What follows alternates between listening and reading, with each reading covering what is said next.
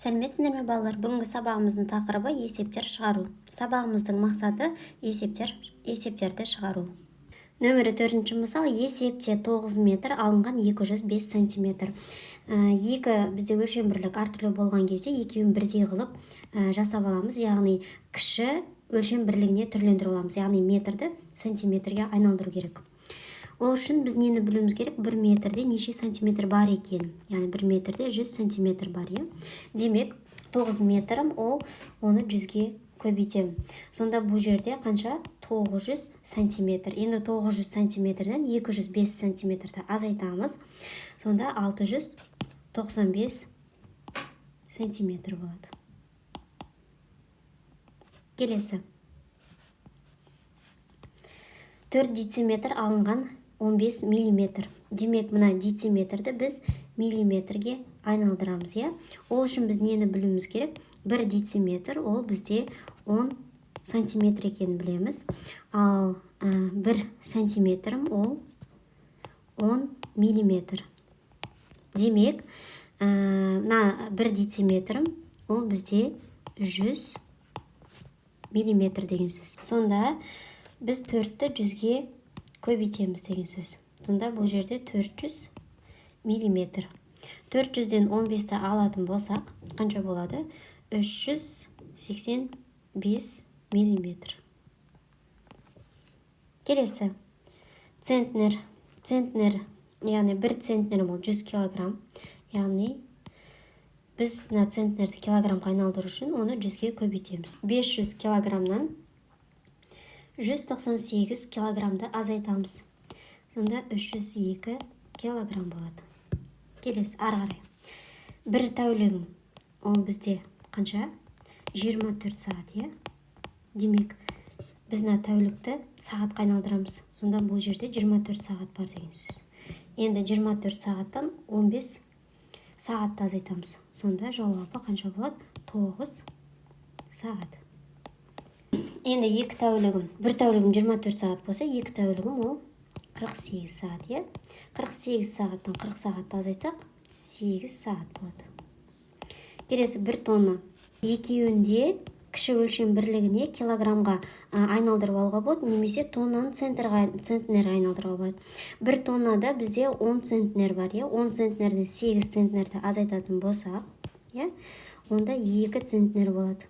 Килограмммен істейтін болсақ, онда біз қалай істейміз? 1000 килограммнан 800 килограммды азайтамыз, е? Сонда 200 килограмм болады.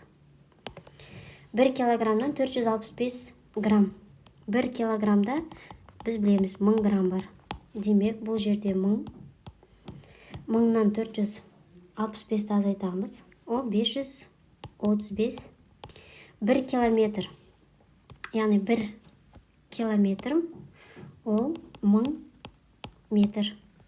Демек, бұл жерде 1000 метр бар деген сөз. Енді 1000 метрден не істейміз? 602-ні азайтамыз. Сонда 398 метр болады. Бұл жерде дәл солай, 1 дециметрді миллиметрге айналдыру үшін біз 100-ге көбейтеміз. Сонда бұл жерде 100 миллиметр бар. Енді 100-ден 45-ті алатын болсақ, қанша болады? 55 миллиметр. Тік төртбұрыштың ұзындығы енінен 3 есе ұзын, оның ауданы мен периметрін тап. Не бізде кесте берілген, тік төртбұрышымыздың ені Б, ал оның ұзындығы Б көбейтілген 3. Яғни енінен 3 есе ұзын болып тұр, е? Бізге осы тік төртбұрыштардың периметрі мен ауданы мен периметрін табу керек. Яғни мына кесте берілген, қазір осы кестені толтыра отырып, біз мына берілген тік төртбұрыштардың ауданы мен периметрін табамыз. Яғни бірінші бізге оның несін табу керек? Ұзындығын. Яғни бұл жерде біз 2-ні 3-ге көбейтеміз, тең болады 6. Сонда демек ұзындығы 6 сантиметр. Ұзындығы 6 сантиметр, ені 2 сантиметр болатын тік төртбұрыштың ауданы мен периметрін табайық. Енді ауданын табу үшін не істейміз? Қабырғаларын көбейтеміз. 6-ны 2-ге көбейтеміз. Сонда 12 сантиметр квадрат болады. Периметрін табу үшін қабырғаларының ұзындықтарын қосып 2-ге көбейтеміз. Сонда 16 сантиметр болады. Келесі. Енді мына жерге жазып қояйық. Периметр 16 сантиметр, ал ауданы 12 сантиметр квадрат. Келесі. Бірді 3-ке көбейтсек, 3, яғни бір қабырғасы, яғни ұзындығы бізде 3 сантиметр, ал ені 1 сантиметр болатын тіктөртбұрыштың ауданы мен периметрін табайық. Ауданын табу үшін не істейміз? Қабырғаларын көбейтеміз дедік. 3-ті 1-ге көбейтеміз. Сонда 3 сантиметр квадрат. Периметрін табамыз. 3-ке 1-ті қосып, 2-ке көбейтеміз. Сонда 8 сантиметр болады. Жерге жазып қоямыз. 3 сантиметр квадрат және 8 сантиметр. Келесі. 3-ке көбейтеміз. Демек, мұнда 9 сантиметр. Енді, яғни ұзындығы 9 сантиметр. Ал ені 3 сантиметр болатын тіктөртбұрыштың ауданы мен периметрін табайық. Бірінші ауданын табамыз, 9-ды 3-ке көбейтеміз. Енді периметрін табамыз. 9-ды 3-ке қосамыз, көбейтеміз 2-ке. 9-ға 3-ті қоссақ 12, 12-ні 2-ке көбейтсек 24 сантиметр. Неге жазамыз? 24 сантиметр деп. Нөмірі 6-шы мысал. Есептерге сызба таңдап, оларды шығар. Сым орамынан 4 метр кесіп алынды. Бұл сымның барлық ұзындығының 3-тен 1 бөлігін құрайды. Сым орамының барлық ұзындығы қанша? Бұл бірінші А есебі. Әні қарастырайық. Ұзындығы 27 метр сым орамының 3-тен 1 бөлігі кесіп алынды. Қанша метр сым кесіп алынды? Енді 2 есеп берілген. Осы 2 есепке сызба таңдау керек. Бірінші сызбаны қарастырайық. Бірінші сызбада міне бізде сым темір берілген. Ол 1-де 3 бөлікке бөлінген. Бізге айтады, орамның 3-тен 1 бөлігі 4 метр. Бұл сымның барлық ұзындығын 3-тен 1 бөлігін құрайды. Бұл есепте бізге сым орамның барлық ұзындығын табу керек. А есебіне мына бірінші сызба сәйкес келеді. Өйткені бізде сызба бойынша міне сымымыздың 3-тен 1 бөлігі белгілі, ал барлығы белгісіз. Яғни барлығын бізге табу керек. Екінші есепте ұзындығы 27 сантиметр, яғни 27 метр, яғни бізге сымның барлық ұзындығы бізге белгілі. Бізге бұл есепте 3-тен 1 осы сымның 3-тен 1 бөлігін, яғни мына белгісіз бөлікті табу керек. Не туралы? Сым орамнан 4 метр кесіп алынған туралы, және бұл барлық ұзындықтың 3-тен 1 бөлігін құрайтын белгілі. Есепте нені табу керек? Сым орамның барлық ұзындығын табу керек. Яғни жазамыз. 3-тен 1 бөлігі бізде ол 4 метр. Бізге нені табу керек? Барлық, осы сымның барлық ұзындығын табу керек. Енді барлық ұзындығын табу үшін не істейміз? Яғни, егерде 3-тен 1 бөлігі 4 метр болатын болса, яғни барлығы бірдей ғой, демек наларда 4 метр деген сөз. Демек, қалай табамыз? Барлық ұзындығын табу үшін бөлікпен біз не істейміз? 4-ті 3-ке көбейтеміз, өйткені бізде 3 бірдей бөлік, және 1-ге бөлеміз, өйткені бастапқыда бізде тек қана 1 бөлік алынған болады. Сондықтан 4-ті 3-ке көбейтетін болсақ 12, 12-ні 1-ге бөлетін болсақ 12. Сонда барлық сым орамының барлық ұзындығы 12 метр екен. Енді екіншісін қарастырайық. Есеп не туралы? Яғни сым орамы туралы. Есепте не белгілі? Бізде ұзындығы 27 метр сым орамының 3-тен 1 бөлігі кесіп алынғаны белгілі. Есепте нені табу керек? Қанша метр сым кесіп алынғаны табу керек. Яғни бұл жерде енді, яғни бізде міне 27 метрлік сым берілген. Ол 1-де 3 бөлікке бөлініп, мына 3-тен 1 бөлігі не істелінді? Кесіп алынды дейді. Бізге осы қанша метр кесіп алынғанын табу керек. Енді барлық саннан бөлігін табу үшін біз 27-ні 3-ке бөлеміз, өйткені 3 бірдей бөлікке бөлінген. 3-ке бөлемізде тек қана 1 бөлігі алынды. Демек 1-ге көбейтеміз.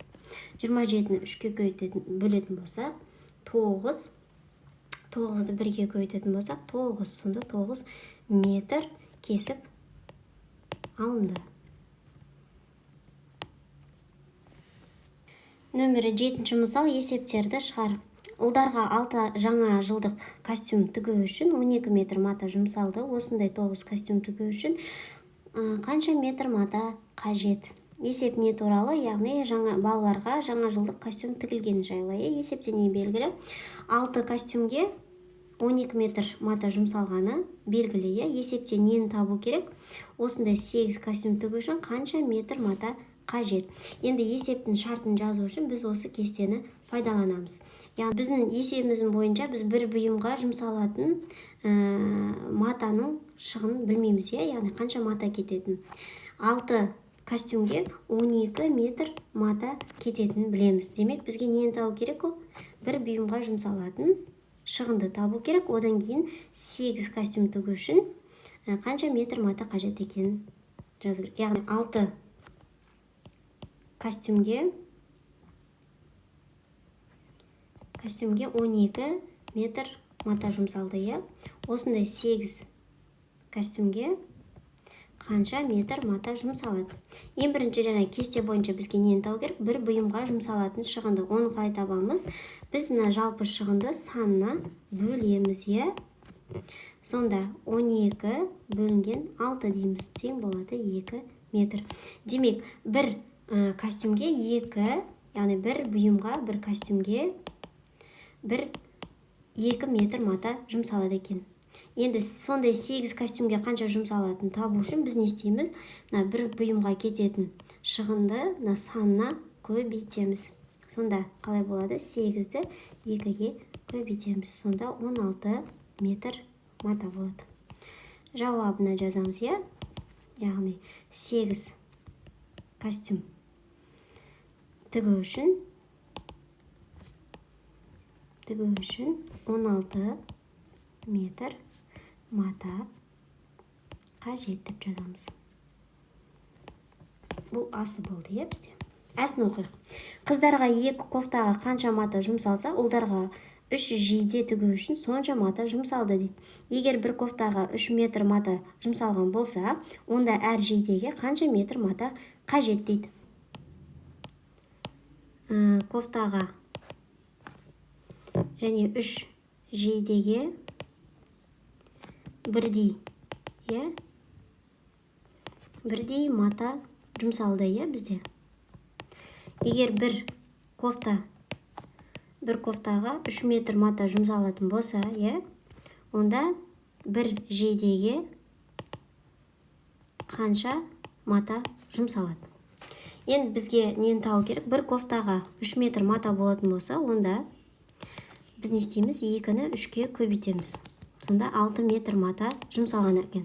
Ал біз білеміз, бірдей мата дедік. Яғни 3 жейдеге де 6 метр мата жұмсалады деген сөз. Енді бір жейдеге қанша метр мата жұмсалатын табу үшін біз 6-ны 3-ке бөлеміз. Сонда 2 метр болады. Сонда бір жауабына жазамыз. Сонда әр жейдеге 2 метр мата қажет деп жазамыз.